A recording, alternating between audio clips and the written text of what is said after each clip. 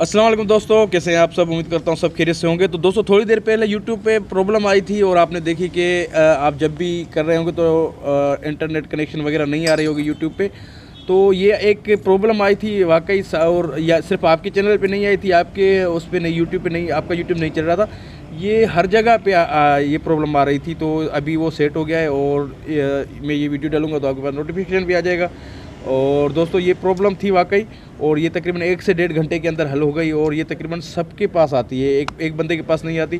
को यूट्यूब में मसला होता है, कोई उनका सर्वर काम नहीं कर रहा होता, तो ये प्रॉब्लम अक्सर तकरीबन यूट्यूबर्स के पास और तकरीबन बंद हो जाता है। तो वाकई ये प्रॉब्लम आ रही थी, सब लोग परेशान थे और लोग बार बार मैसेज कर रहे थे कि क्या प्रॉब्लम है, क्या मसला है यार। हर चीज़ हमारी चल रही है, टिकटॉक चल रहा है, व्हाट्सअप चल रहा है, प्ले स्टोर चल रहा है, फेसबुक चल रहा है और जितने भी अपने सोशल ऐप्स हैं वो सारे चल रहे हैं, लेकिन हमारा यूट्यूब चैनल नहीं चल रहा। तो इसका क्या मसला था?